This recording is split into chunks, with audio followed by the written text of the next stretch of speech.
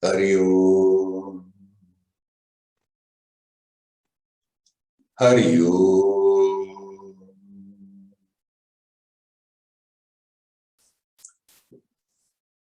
Hari Om.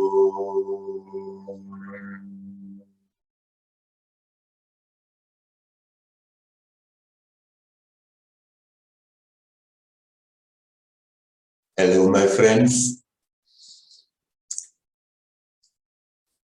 I'm here now in Zurich, living just beside the church, in the house of my friend, the parson. Actually, behind you can see there is green. In spite of being in Zurich, there's a nice garden. I wanted to sit in the garden, but it's getting gray again, and who knows, it may start raining again. So there we are in a room. I hope it's not echoing too much.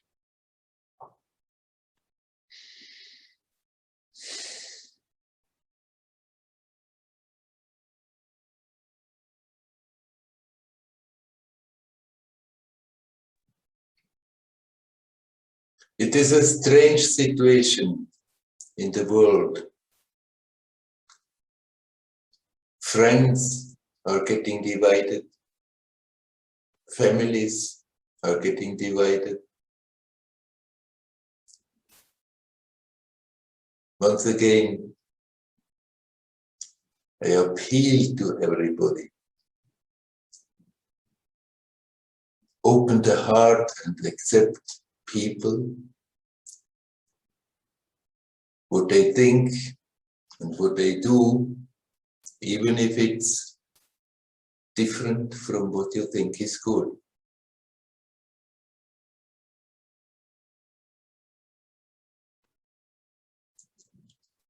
The best we can do is to connect with our own inner light.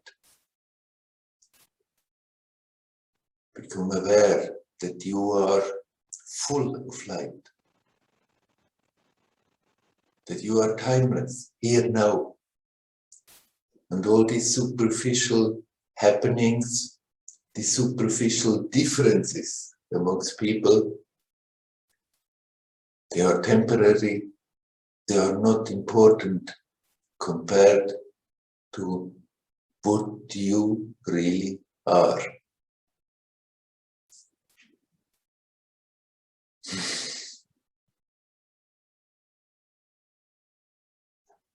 There's something so intensely going on. And the best we can do, everyone, is to connect with the true self. Bring the attention to the timelessness of the now. Become aware that you are that divine light and shine that light. Create holes in that cloud of darkness. The more of those holes are there, the quicker it will crumble.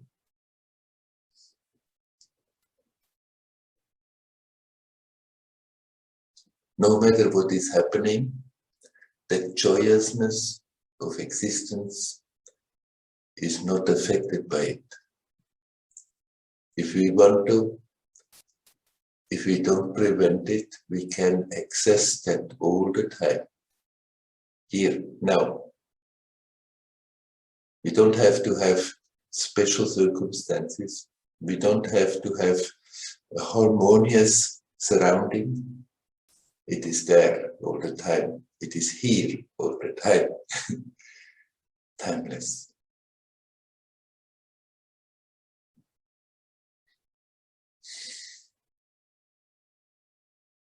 Just dive into that and let it flow. Let it flow into your manifested being. Let it flow in your mind, in your intellect. Let it flow in your energetic body. Let it flow in your physical body.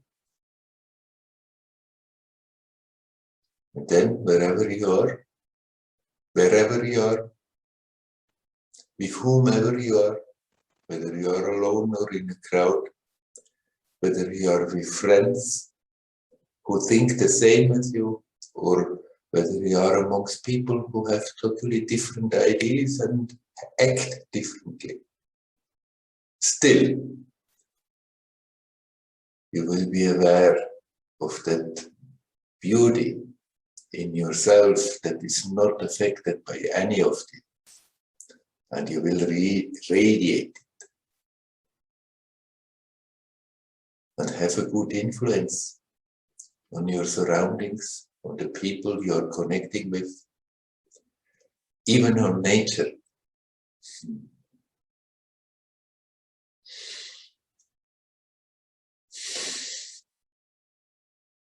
You are that divine essence.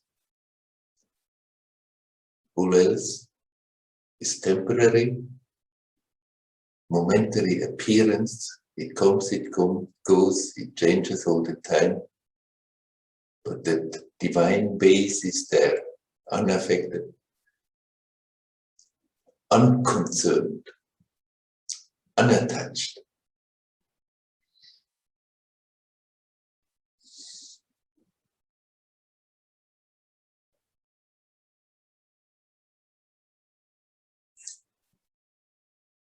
Okay,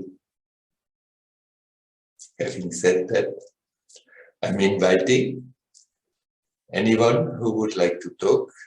You're welcome to come in and we start the conversation.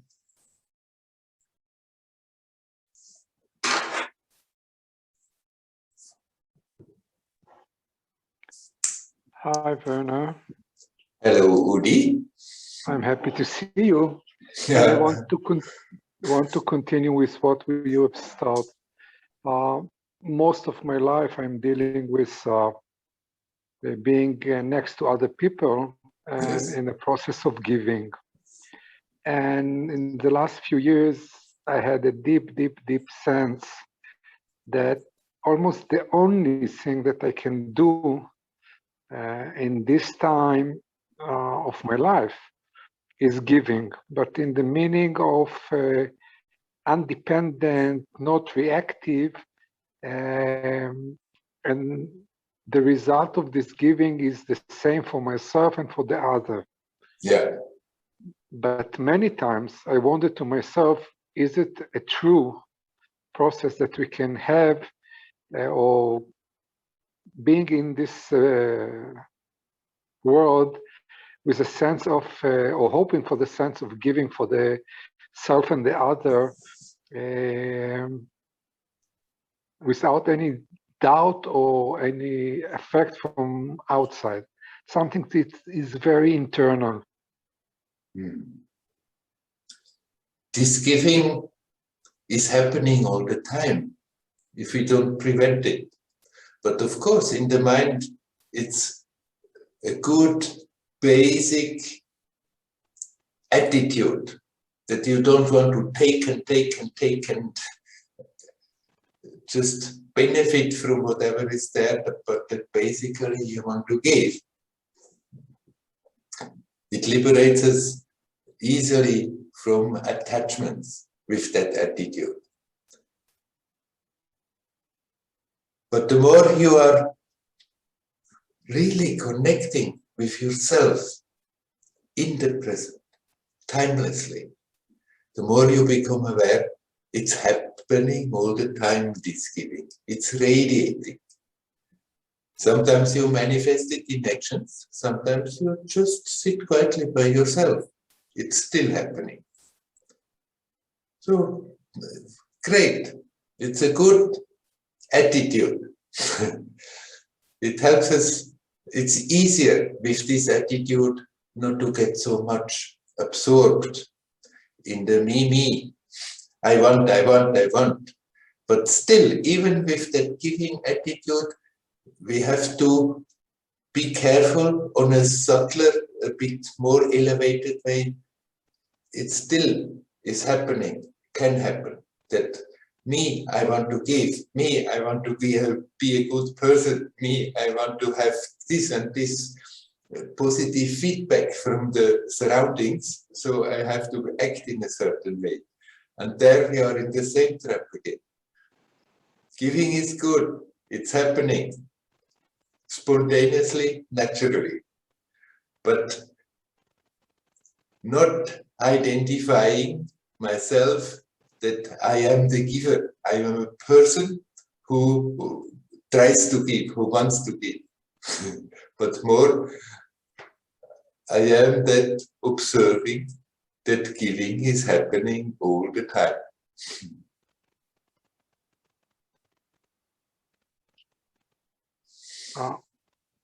When it's happened from this point that you mentioned now, I had a great sense of, I would say, happiness in myself. Right.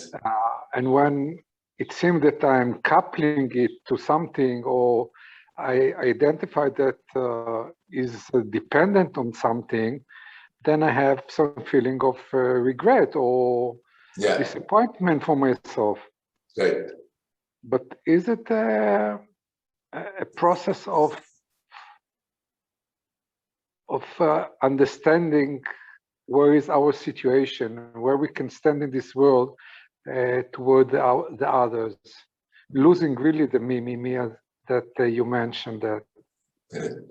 First, it's understanding, but then it goes beyond understanding. It's becoming a feeling, and then it goes beyond feeling even. That just an awareness that this is so. And as you said, when you experience it at times from that position, then a natural happiness is there. Because that happiness is not something we have to produce, not by actions, not by things, not by an attitude from others about us. It's simply there. And the more you experience that this flow is just happening, the more you will be aware of that happiness. You're mentioning this place of beyond. Yes. But it's not so obvious or not so often that we can feel it, at least for myself. It's not obvious for the mind, because it's not something to be understood. But then you asked whether it's a process. Of course, it's a process on the level of the manifestation. It was a process that while growing up, while living, without stopping, without observing, we have built up a certain shell, a certain way, a cloud that is there. And to somehow look through that cloud and make it softer and subtler and make it disappear, it is a process. It's not a process for what you really are. That has not been affected by it.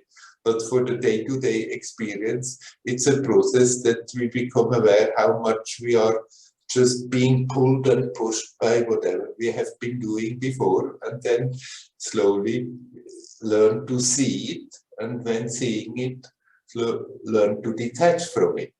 That's the process.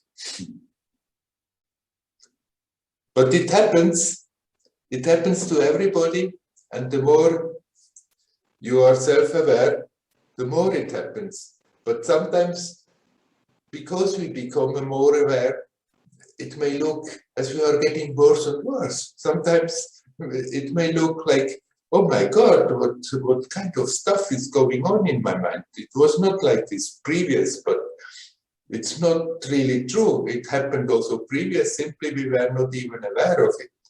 And the awareness of what's going on is the first step to detach from it. But it will happen more and more, and sometimes for a longer period.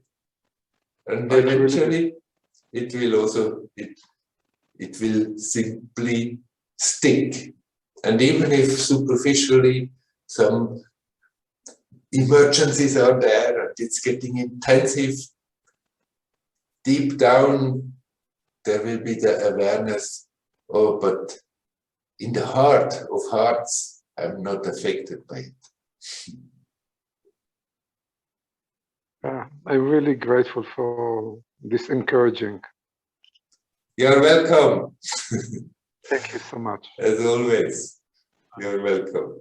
Hariyo, hariyo.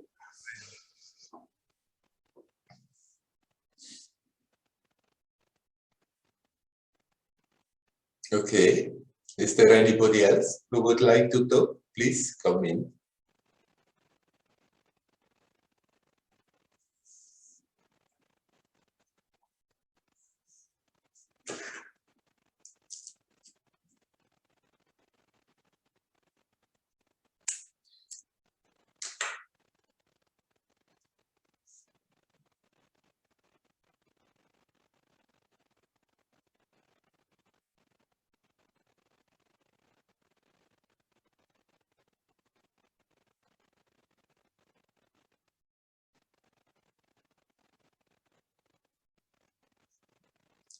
If we don't put the filters of judgmentality in front of our eyes, it becomes easier and easier to see everything as the divine play. If we are not always busy in our mind, categorizing everything that we are seeing, that we are experiencing, that we are feeling or thinking, not continuously stand there and think, this is good, this is bad, this is not so good, this is very bad.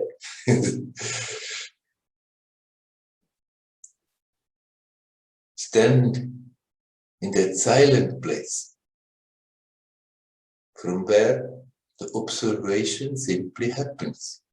We don't even have to create a witness.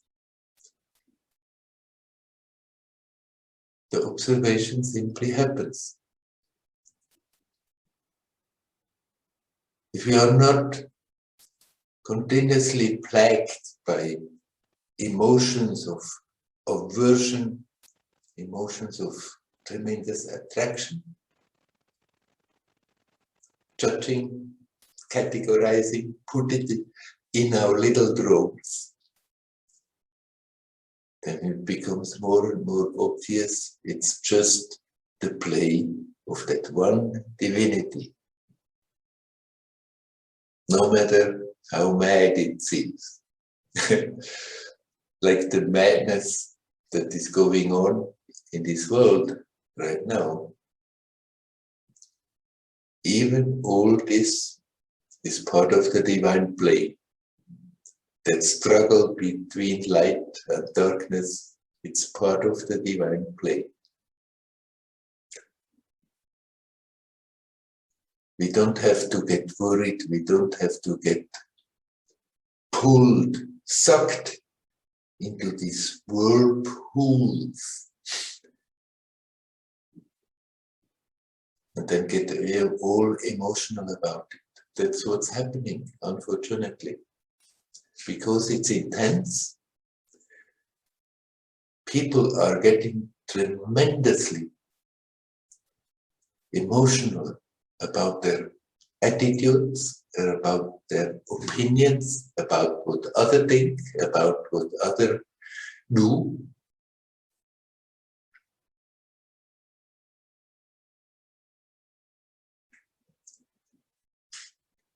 If we stay as we are, relaxed in that divine essence,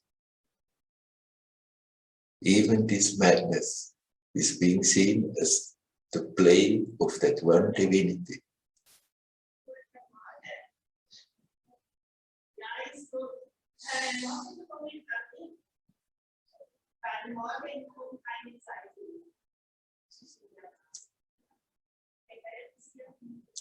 All right, my friends. If anybody wants to talk, please come in.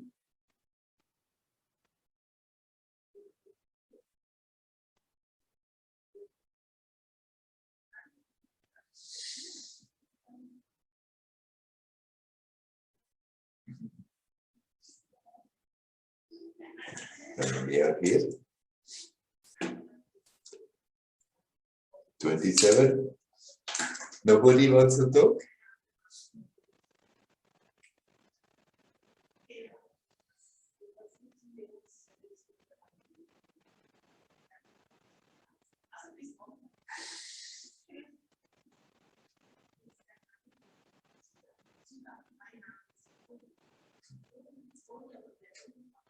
I don't know whether you can hear that.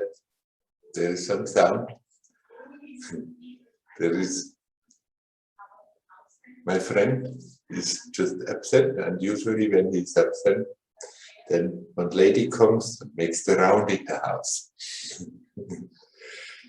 A good housekeeper. She is just talking with Sura outside.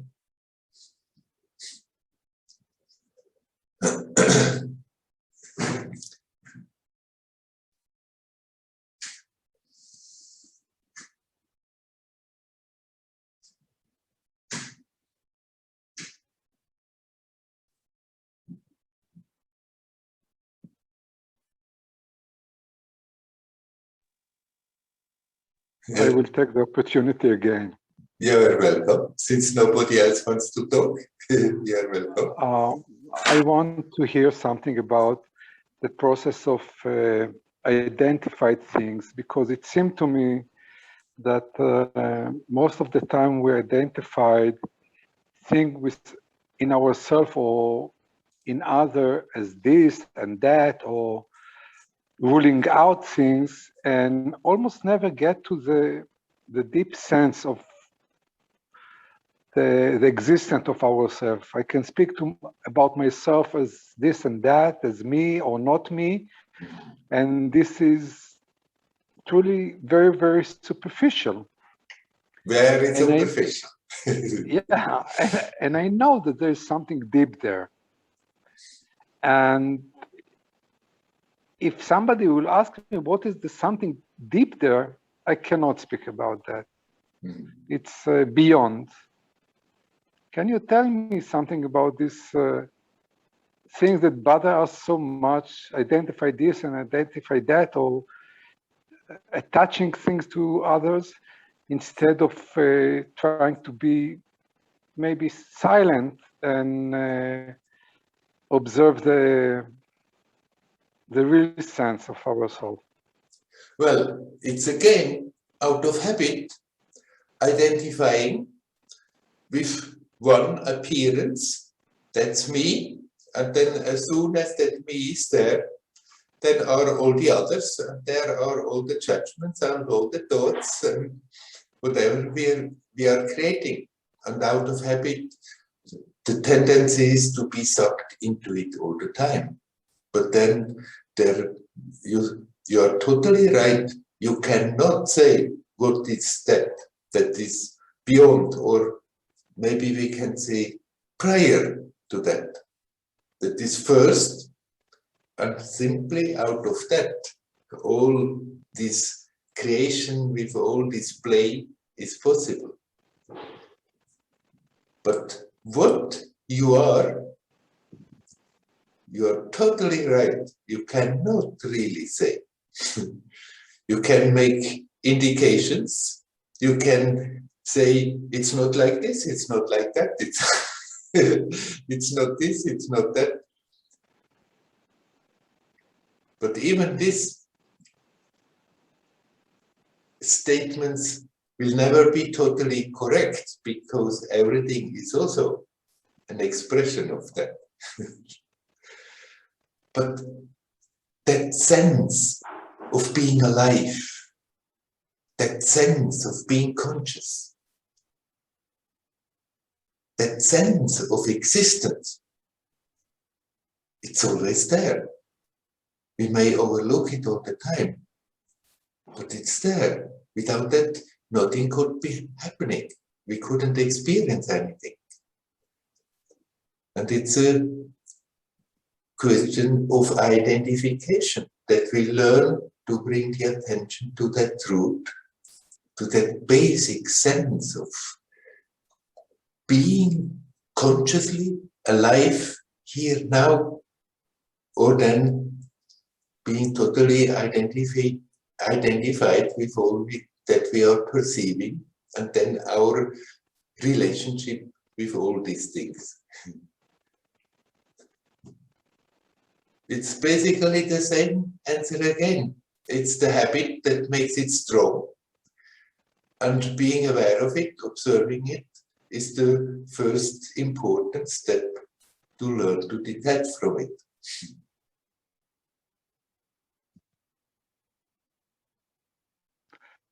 And it's look like that our life is almost controlled by habits, or drive, or directed by those habits. And many habits. And it's make more difficult when you become older or years pass, and it's this habit become almost it seems like a nature in yourself, and a behavioral nature. It's very hard to get rid of that. I mean, we don't have to try to get rid of all the habits, but you can see habits as habits, and then many of them you can also allow to be there in one way or another. You have to behave. Something or other you have to do. And those that are not creating problems, there's nothing wrong if you let them happen. But then there are habits that we are creating pain unnecessary for ourselves and others.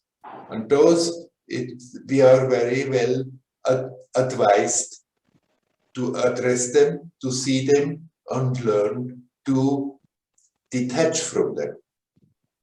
Nobody needs to suffer. We are doing that to ourselves. But we can learn to see how we are doing it, and see that it's also out of habits that we are recreating that all the time, and learn not to do those anymore. It's a job, but it's worth to do that job.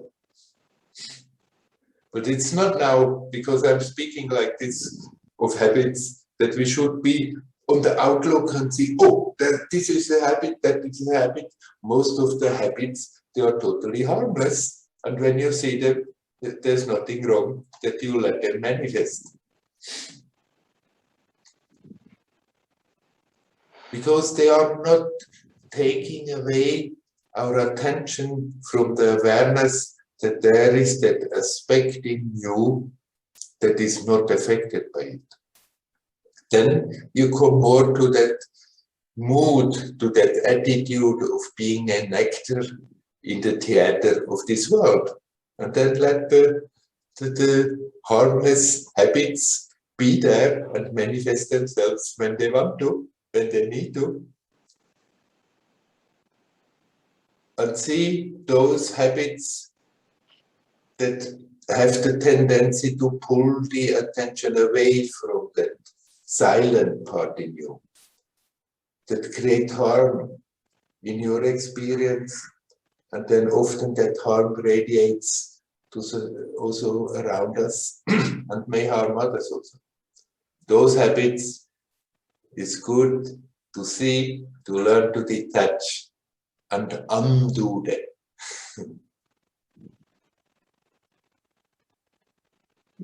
It's really helpful, this way of pinpointing things that you are saying, that is, at least for myself, it's pinpointing my awareness, and I believe in that. Very good. You are here, you are now, you are conscious, you are alive. Thank you so much. And that is beautiful. Thank you. Okay. Is still nobody else there who wants to talk?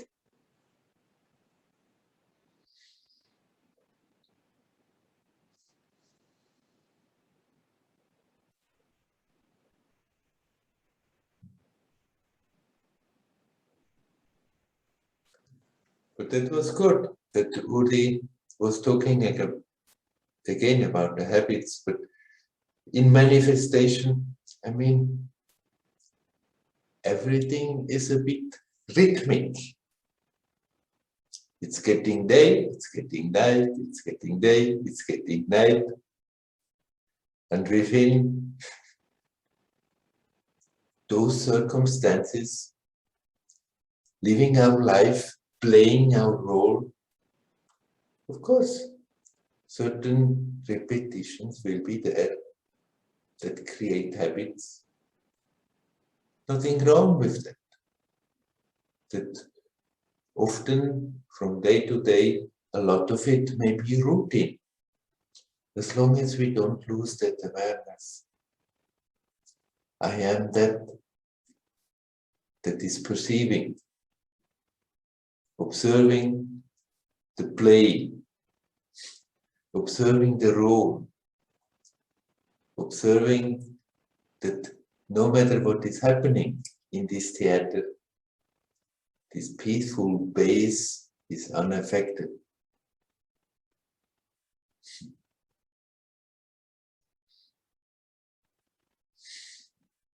So harmless habits may really be there, may belong to the role that we are playing.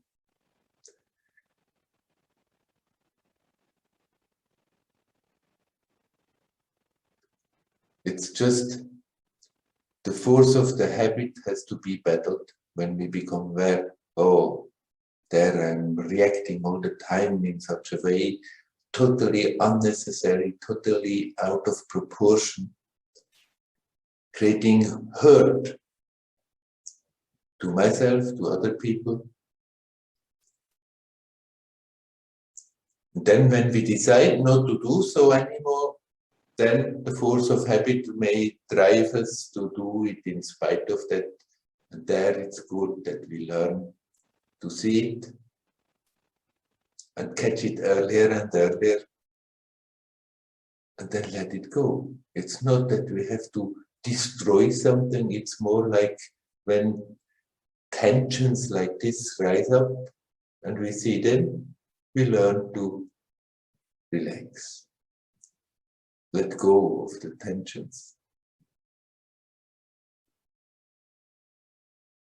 Then, in this way, the habit of behaving in certain destructive ways, they gradually getting weaker, and sometimes it may just boop, disappear. Simply not be there anymore.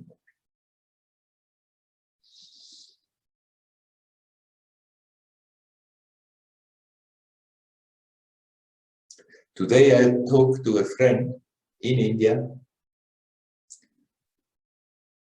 and he said he has a period where it's so easy to just let go and be conscious of this touch of something that is not affected.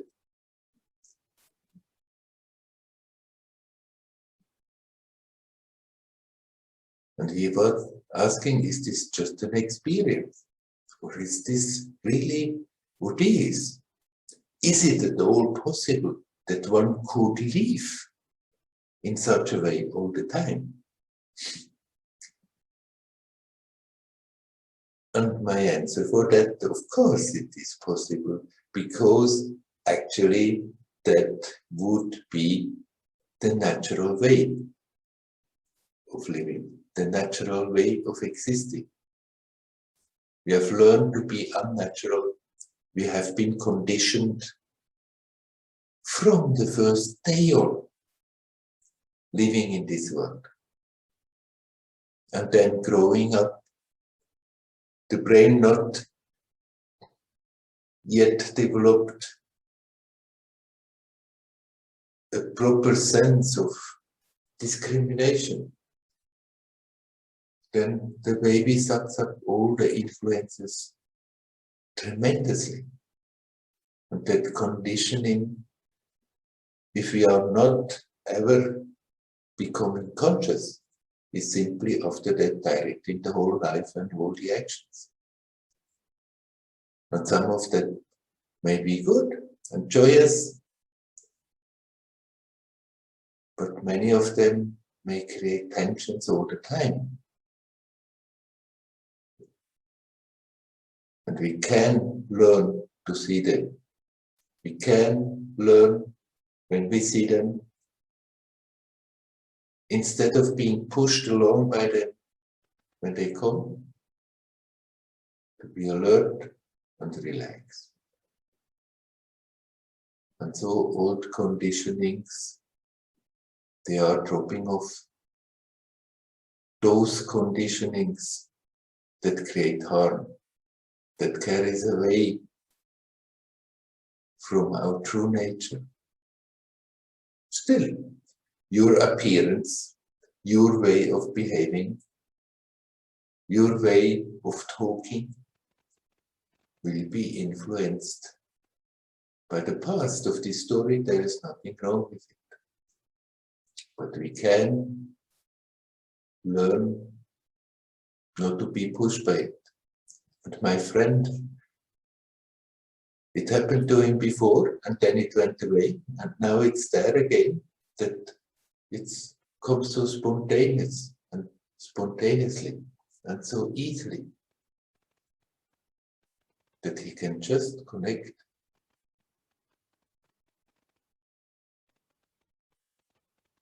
And in that connection, if one relaxes more and more, the joyousness in it is being perceived.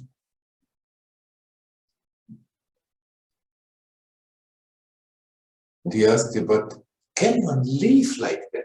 Just living all the time like this? Yes, one can.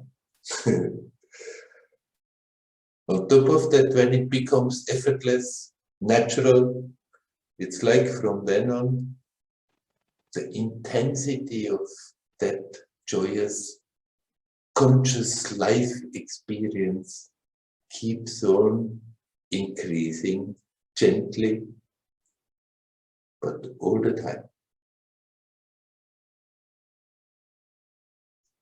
So it's worth the trouble to do this job, to have that honest, good look at ourselves and see how we are creating tensions, how we are creating suffering, and then learn not to do that anymore. That's the biggest job one can do, the most helpful job also for the others, for the whole world, for the whole creation.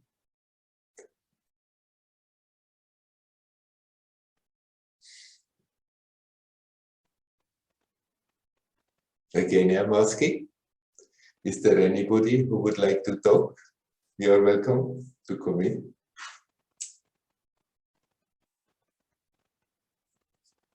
By now we are 30 people. Nobody wants to talk?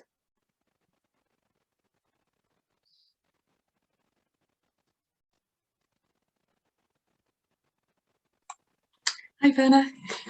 Hello, Helen. Yeah, for me, it's been very, very helpful. The talk that Udi has begun about whatever, I don't know, it's hard to call a name to it, this touch of divinity and living from there. I guess what I've been experiencing is a kind of pull back from heavenness, and it's a sense of there is something that just loves the heaven or loves everyone.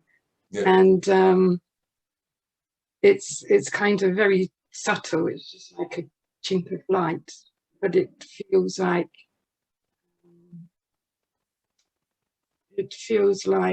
a just love for everything and a kind of quiet wisdom. But it's very faint. It's like a little chink that keeps coming and going.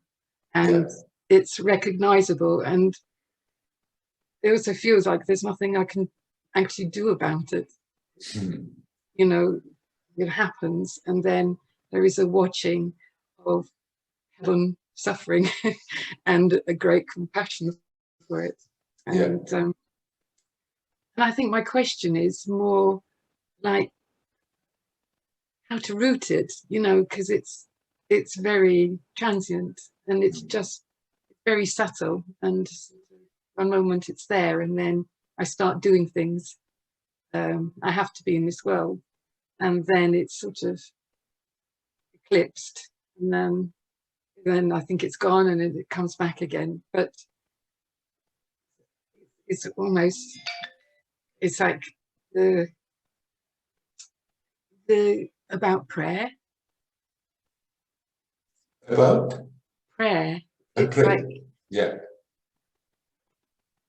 The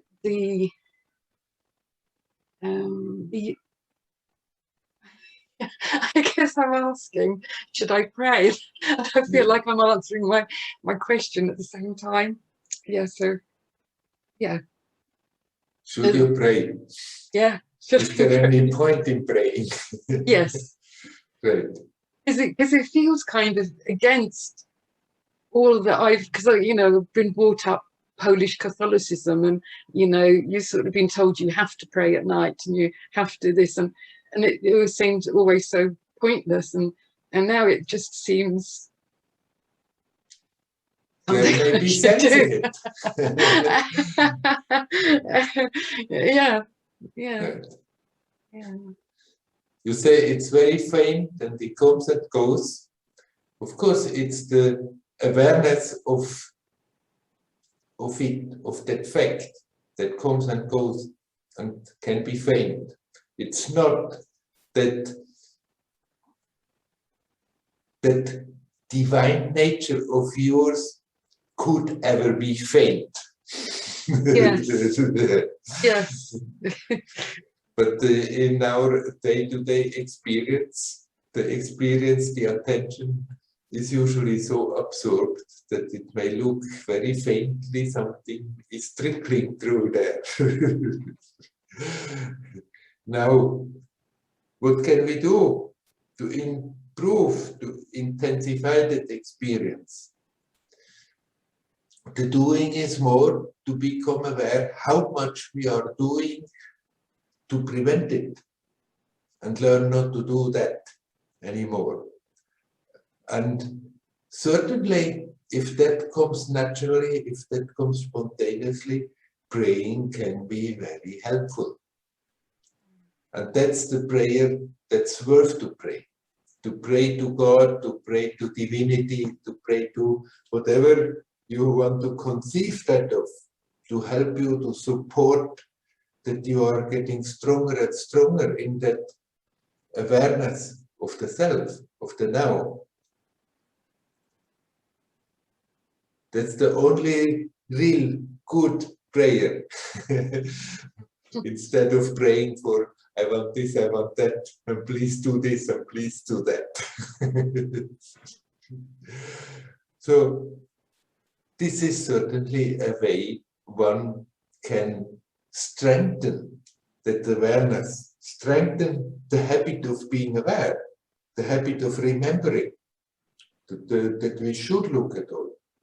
Because as long as we are simply pushed along by our habitual way of functioning and are not aware of it and are not remembering it, then not much can be done.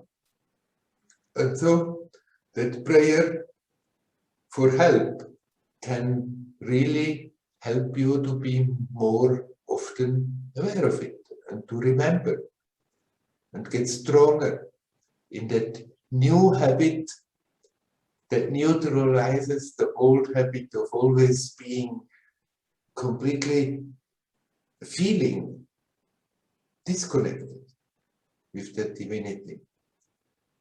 And then that new habit of consciously bringing the attention back to that is gradually neutralizing that old habit of always pulling away from it. And then, when the attention not more goes, then both habits can go. Then you just naturally are. And praying, if you conceive of God in one way, you pray to God. Or if you don't have any concept of divinity, then you can also pray. Just pray without addressing somebody. Just let the heart pour out the prayer for support, for strength, for encouragement, to become more aware, timelessly, of what you really are. Yes.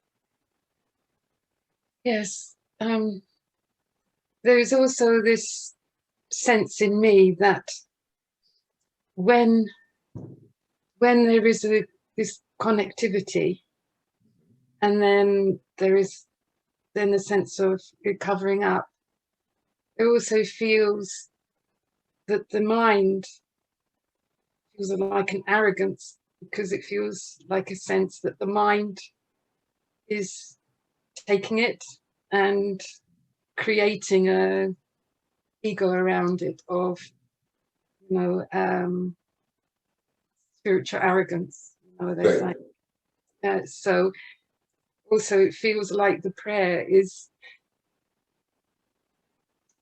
neutralizes that arrogance, that kind of thing that springs from having connected divinity. So it feels like sort of pray in gratitude kind of keeps that at bay, because I can also at the same time feel like, whoa, when it goes to the mind, it kind of creates a, you know, after all, I have reached somewhere. Yeah, exactly. Like, wow, look at me now. You know, I'm there. I got it. You know, and it's quite strong, and it just feels like that sort of prayer to pray in gratitude and thankfulness is kind of like, you know, seems kind of, yeah, seems kind of right thing. Yeah. If that comes naturally to you, that's certainly without question a very beautiful way to go about it. Yeah. Some people, they just have no connection to that, and praying simply doesn't work. But if that springs from the heart so spontaneously and naturally, by all means, keep praying. Yeah. Yeah. And the other thing, of course, it's bound to happen.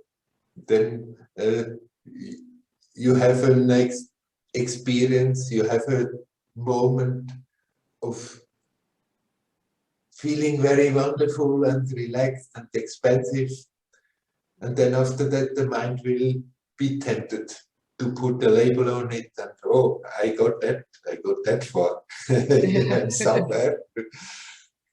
But then when you see it, then you can also, if you are sincere, you will see it sooner or later. And there you can also work on it. And one way to work on it is praying. Sure.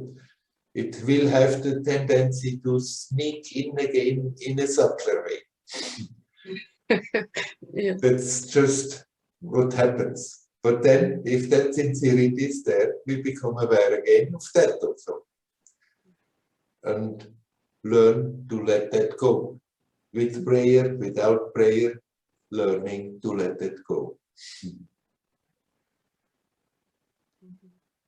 Yeah, thank you. You're welcome. Hari Om. Hari Om.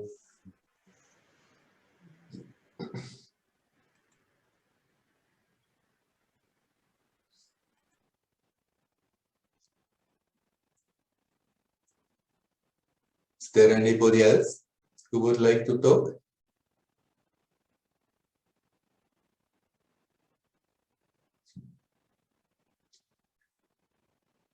like praying. Somebody questioned recently when I was talking with them the value of mantra japa. Especially if somebody keeps on doing that again and again, regularly, day after day after day, for years and years and maybe decades. And then the question was that, I mean, that may be a good thing in the beginning to get a bit quieter, but we have to be in the silence and not repeat the mantra. And I had to tell this friend, okay, for you, this is true. This doesn't work for you. But for people who have an affinity of doing so, an affinity with mantras, mantra japa can be a most powerful help, and not just for a beginner, but it can be helpful anywhere on the way. The great Advaitin Nisargadatta, he even went so far to say about mantra how beneficial sincere mantra japa can be. He said that if you could learn, if you could teach a donkey to repeat the mantra and do mantra japa, even that donkey would get liberated from it. And this is very similar, the prayer and the mantra. If it comes naturally, if we go about it sincerely, really using the prayer or using the mantra to connect more with divinity, then it is a real powerful help. It's not for everybody, because not everybody responds to these kind of things. But if that response is there, if there is not that intellectual resistance, thinking, what can it bring, what can it do, but simply a childlike innocence with which we can connect to prayer or to mantra japa, then repeatedly doing so day after day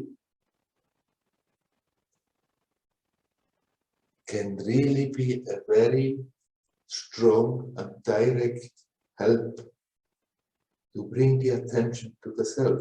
Of course, my friend's argument was, but there should be silence. But if somebody does with devotion mantra japa, one can become aware more and more of the silence that is there simultaneously. After all, mantra, repeating a mantra again and again is not any food for the mind. The mind is getting bored. It's not something the mind can hook in and turn around and brood about it. The mind is not attracted to such a thing. And so the mind, similar, mantra or prayer, may come up with arguments. What can it do? What can it help? But praying or mantra can help us to let go of the other mental obsessions and help us to bring the attention to the present. And then even if the mantra goes on, in spite of that, there can be the awareness that behind it, beneath it, the base of it, there is that silence that is not being disturbed by anything, certainly not by a mantra that is done with heart or a prayer that comes spontaneously from the heart.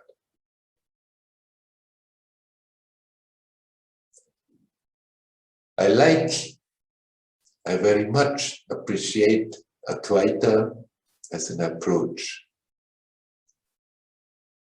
And unfortunately, many people who like Advaita, they are very condescending about anything else but Advaita. But that is again exactly that spiritual arrogance Helen just talked about. It's simply then one thinks, I know better, this is better, this is direct, all else is beneath, is below, it's a roundabout. There's absolutely no contradiction of having basically an Advaitic conviction, an Advaitic attitude, but accepting that the attention has the tendency to fall away from that all the time, and that we pick up helps on that very level to make it easier to bring the attention back to the self. About the here now, nothing needs to be told. About the here now, there is no spiritual technique that is needed. About the here now, there is nothing to do. All the efforts, all the practices, they are crutches for the mind to make it easier to connect with that unspeakable divinity.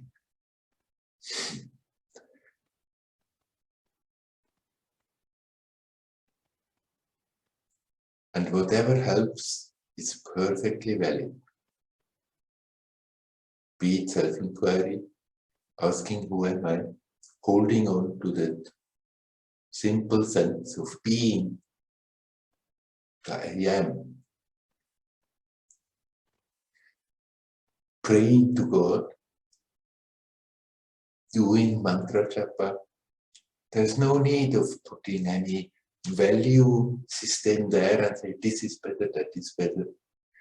When it helps you to let go of unnecessary burdens, ballast that we are carrying along, if it helps you to connect easier with that silence, it's totally valid.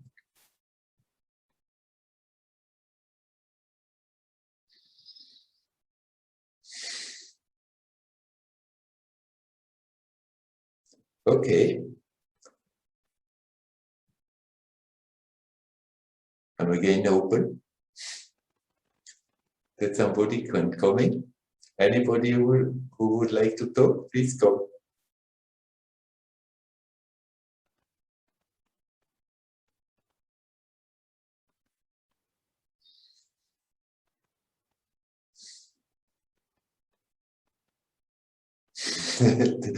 Today seems not to be the day where many people want to talk. Actually, I quickly go out. We come back in a minute.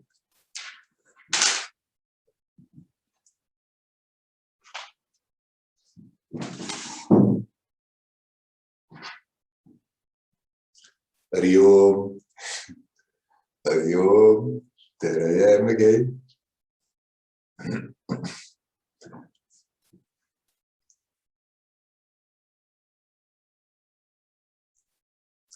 Is there anybody who would like to talk? Now?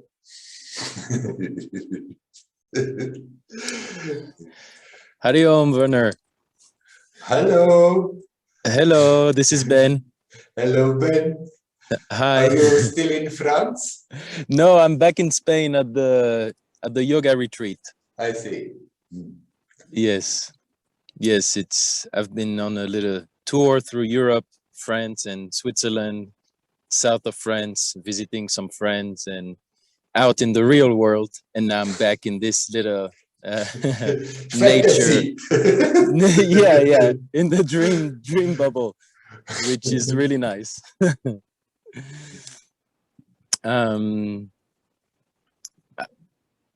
Well, I was just, while you were gone, just reflecting if anything was coming up to ask and talk about, and the one thing that came up was about joy.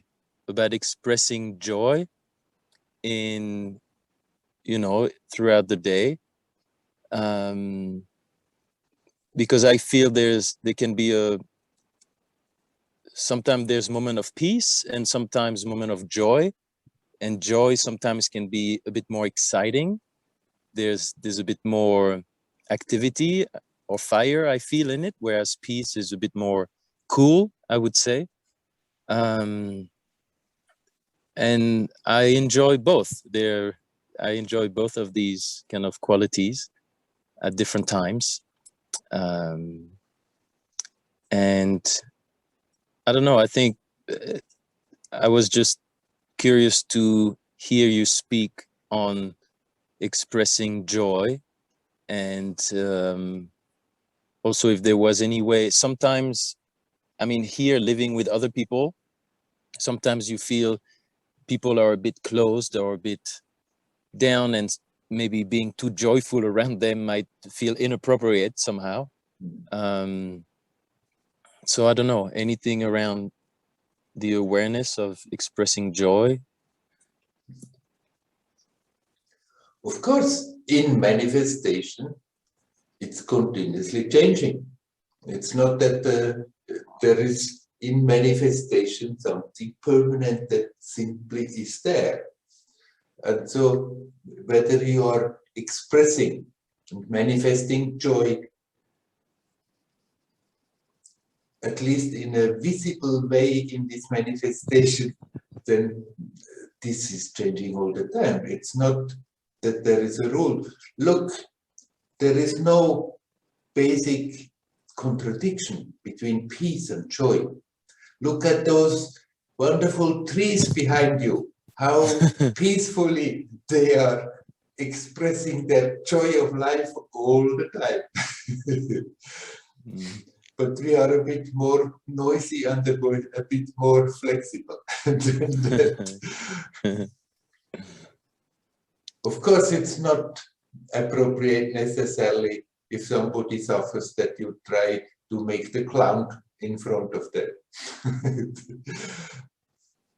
And sometimes then the joyousness of your being may be more expressed, more appropriate, expressed by just being with them silently. Sometimes it can be very helpful if one is in a down mood, if one has the blues, that you can make a bit fun about it, joke about it, have some fun about it, and then let me yank them out and they also start laughing about it. See that it's not so important to hold on to the down feeling. But for you yourself, you can become more and more aware.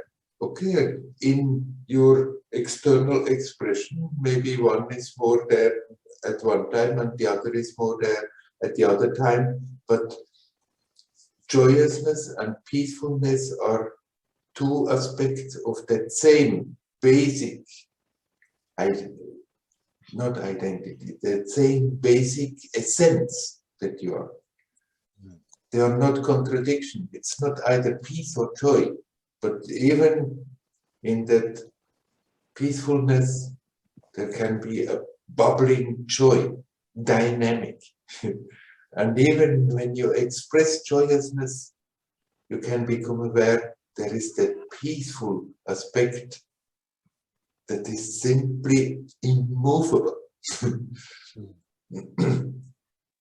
And then how you are dealing with people from moment to moment in your day-to-day life. There is not the magic golden rule to follow. The most golden rule is that you learn to be naturally yourself. Then you are true, identical, no, how do you call it? Something like that. Then what comes out is true for you. Sometimes people still like it or don't like it. That happens anyhow, no matter what you are doing.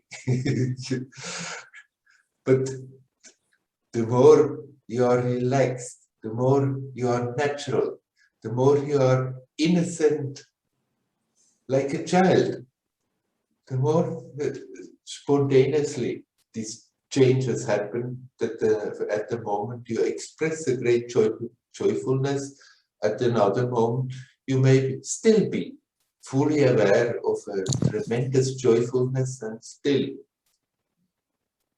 you express not much visible about around you. Mm. You can go through a crowd, just look like all the other people the same, and be full of bursting joy, and people don't really know it, and yet somehow they get affected by it. Mm. Yeah, what you said about this innocence, or this childlike or carefree, I guess, Yes. to just be natural. I think that really touches something that, okay, that's a feels like a good pointer to remember, and to not overly consider or worry about the impact on the other, and that to trust that if you're being natural, then that's the best way to go. Right. Then you are identical, then you are true. Yeah. And somehow that's the best you can do. Yeah. Yeah. It's better to learn to be innocent and natural and spontaneous than to too much think about, should I behave in this way or that way, which way is appropriate. Yeah. Yeah. Nothing wrong if such a consideration comes, but then don't stop there. Don't try to figure out everything with the mind. Sure. Bring the attention to your heart, and then mean not necessarily a particular place now. Bring the attention to your heart and be natural, relaxed. And Yes. then you'll do the right thing. Yeah. This is really helpful now, because we just started at the beginning of the week a 3-week-long yoga teacher training. So we have a group of people, and I'm one of the instructors. So somehow I have this role I'm playing about the instructor, Right. and sharing some practices and knowledge about yoga practice and philosophy. And so I think it's a great reminder to, because that role could encourage me to try to play more of a role as Yes. opposed to be more authentic. So really just regularly checking in, or just to relax and to just be, I think is a great practice right now. Right. Mm. Authentic. That's the word I was looking for. Authentic, yes. Yes. Not identical. Identity. Authentic. Maybe that's a new word you can use. Identity. Great. Thank you so much. I wasn't able to connect for a couple of weeks. Feels nice right now to do this. Anytime welcome when it's Yes. possible. Yes. Thank you so much. Thank you. I hope everything is going well in Switzerland for you. We'll do what we can wherever we are. Yes. Yeah.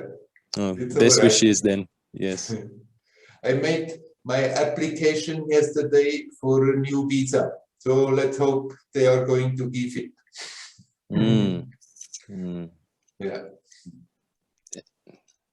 Well, let's see then.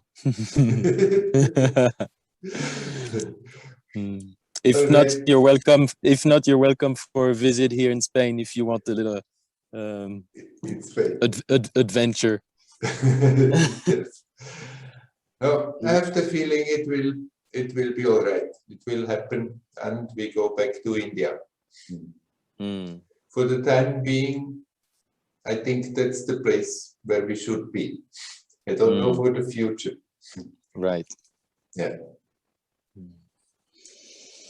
Okay. Shall we leave it at this? Yes, that sounds good. Thank you so much. You're welcome. Hario. Hario.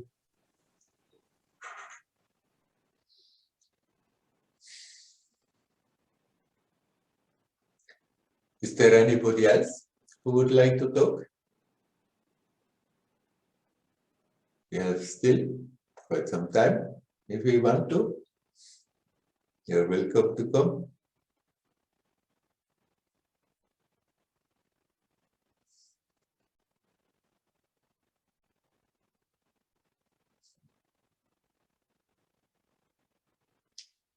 Let me say some more thing about spontaneity.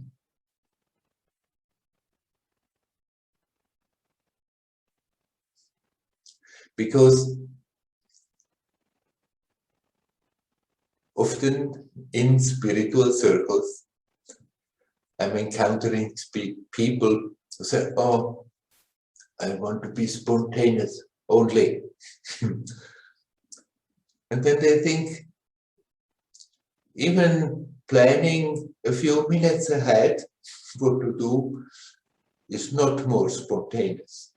And then it becomes totally a crazy thing.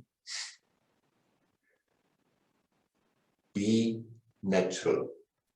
And then you're spontaneous. There is absolutely no contradiction with living your life reasonable.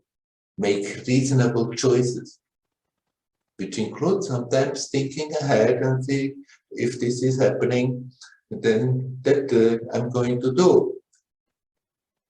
Or like when we are here now I have been, after the initial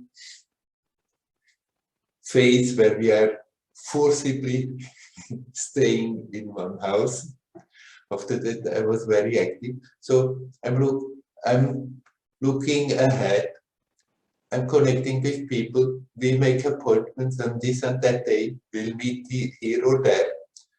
There's absolutely no contradiction with being reasonable and practical and spontaneity. That spontaneity is the true one, the natural one, the innocent one. If from moment to moment, how you deal with the present situation, do it with heart, with innocence, naturally. It doesn't mean that we should not be able to plan anything. It becomes unreasonable. Let's be reasonable. Let's have common sense in our day-to-day dealings. Just be practical about it. There's nothing wrong. Spontaneity is not a show that we put out, go around and tell everybody, oh, I'm spontaneous. I cannot now know what I'm going to do then. Of course we cannot know, but you still can reasonably think, okay, if it fits for you then and then we can meet. What's wrong with that? So theatrically spontaneous people, they are usually quite a pain in the butt to deal with them, because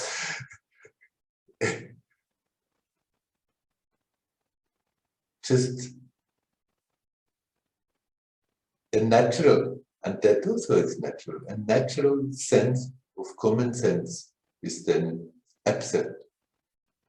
There's nothing wrong with having common sense, being practical about things, and being spontaneous. Spontaneous means that here now, the situation I'm dealing with, I learn to be natural and respond spontaneously, instead of simply helplessly being pushed around by old habits, by conditionings, or then by what I think I should or should not.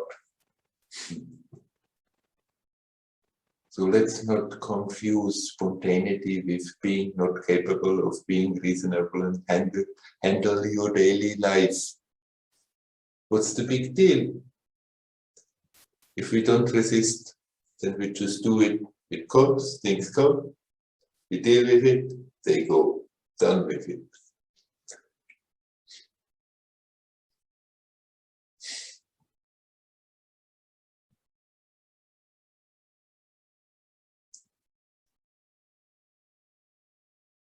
Maybe it has stayed with me because I have grown up as a farmer. There you learn to be practical. And this sense of wanting to be practical has also accompanied me when I turned my life to be more so-called spiritual. That exactly, what's the point if having big spiritual theories? What matters is how much we put into practice from moment to moment. That is what is counting. Theories, philosophies may be inspiring, may help us to have a direction, may cheer us up when we feel a bit down and then have doubts whether it leads somewhere. Then the theories, the philosophies may help. But what really counts is what we practically experience and manifest from moment to moment.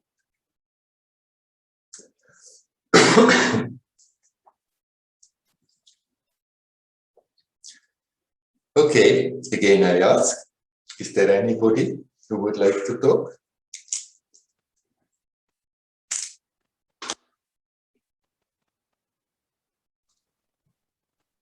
Hello, Werner.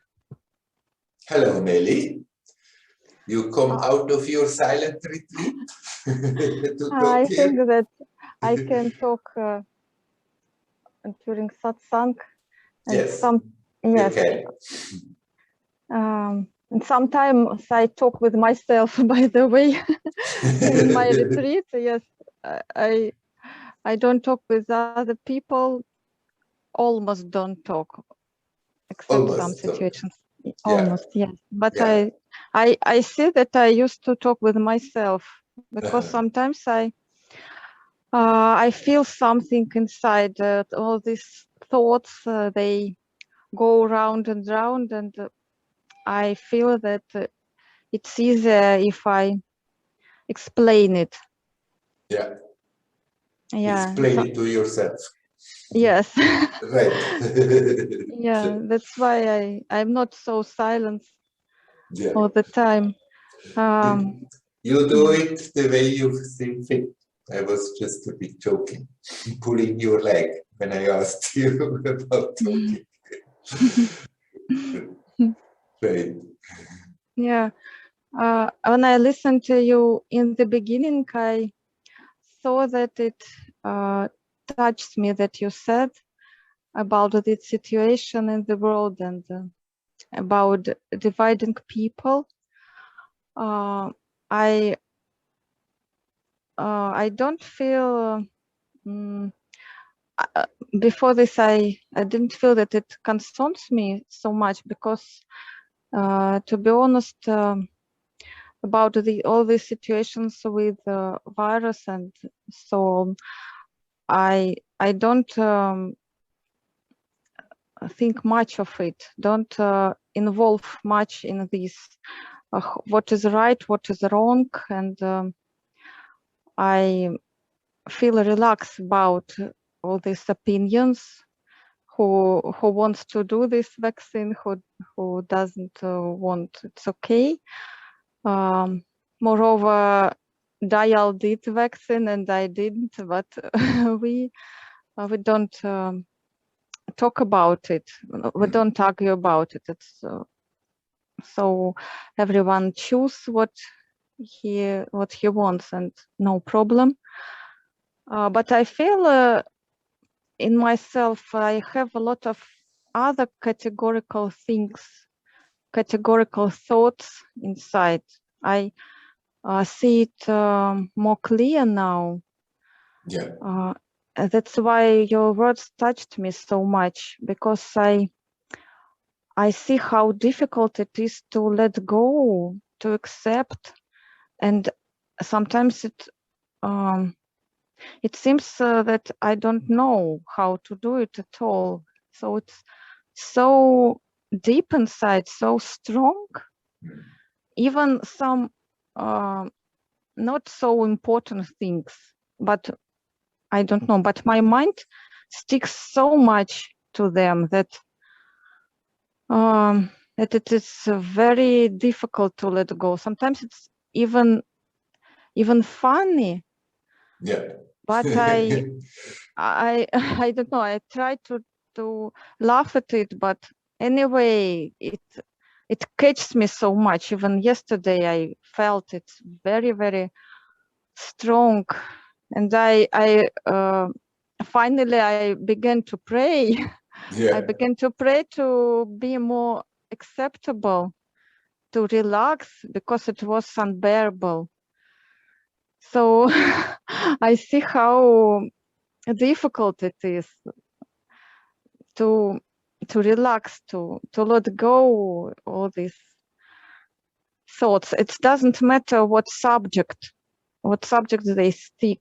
It may be very important something, maybe not. But yeah, this is no matter subject, no matter. I see this tendency. Yes, it can find any subject, as I feel. Right.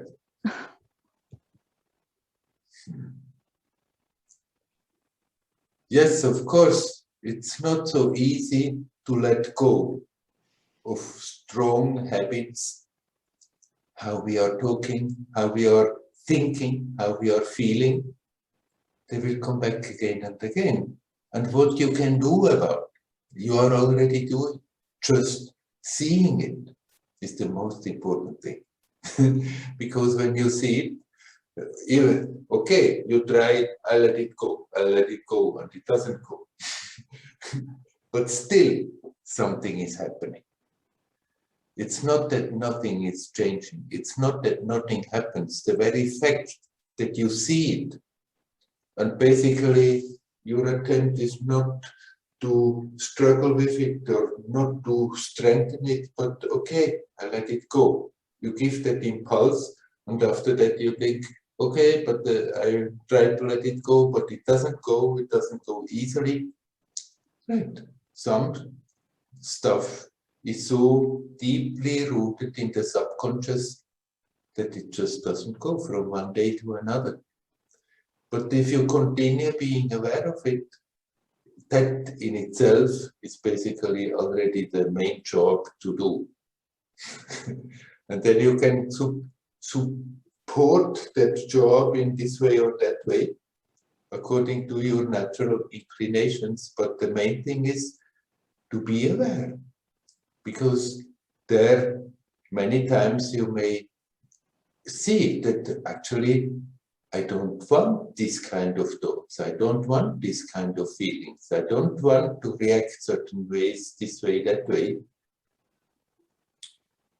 And seeing what is happening and being aware of this emotional, intellectual, and subtler reaction of not wanting to connect with it is all that is needed, that it gradually gets weaker, that the old patterns get weaker.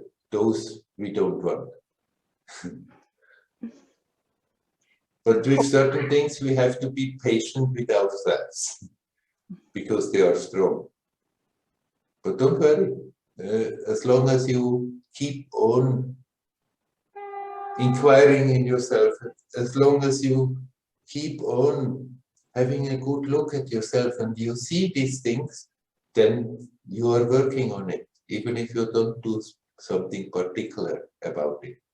The very awareness will make them gradually melt away. I hope, Werner. I'm sure. Yeah. Sure. Okay, yes. Thank you very much. I'll go on doing it, Yes, watching. Yes. watching. It's more a question of awareness than of doing. The doing is to remind ourselves to be aware and see what we are doing anyhow, and then through that awareness learn not to do it anymore. Thank you very much. Thank you for your support. So now I wish you a good continuation. For how long more this goes? I think 3 weeks, you said. Yes, till 22 of August. One is over, huh? Or 2 are over. 22 of August I'll go out. Yeah, yeah. Okay. Wish you well with it. Continue like this. Thank you very much. Thank you very much. Hari Om. Adieu. Hari Om. Okay. Now I'm not more asking anybody to come in because now I think we have gone long enough for today like this. So I'm stopping now the recording.